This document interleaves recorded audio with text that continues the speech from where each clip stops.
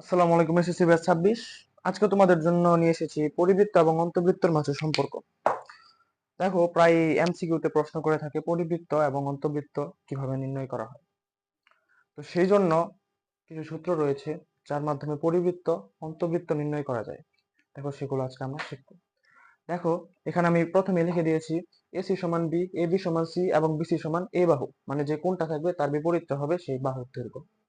এক্ষেত্রে পরিবৃত্ত নির্ণয়ের সূত্র হচ্ছে R is equal ABC by 4 del. এই ডেল ডেল মানে হচ্ছে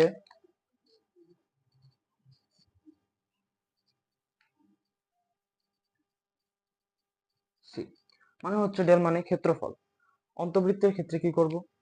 অন্তবৃত্তের ক্ষেত্রেও সেম, আর সমান সমান ডেল বাই এস।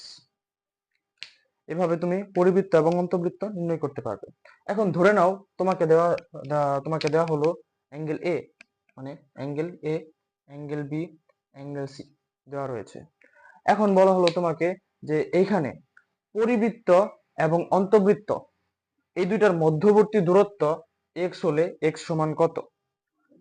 সেক্ষেত্রে তুমি কি করবে? দেখো, সেক্ষেত্রে এটা নির্ণয়ের সূত্র হবে রুট ওভার এই যে এক্স, এক্স সমান সমান হবে root over 1 - 8 sine A by 2 sine B by 2 and sine C by 2।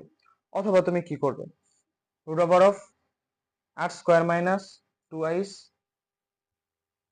R আর এই আরটা হচ্ছে অন্তবৃত্তের ব্যাসার্ধ, এই আরটা হচ্ছে পরিবৃত্তের ব্যাসার্ধ। এভাবে তুমি অন্তবৃত্ত এবং পরিবৃত্তের মাঝে কতটুকু দূরত্ব সেটা খুব সহজেই নির্ণয় করতে পারবে। ধন্যবাদ।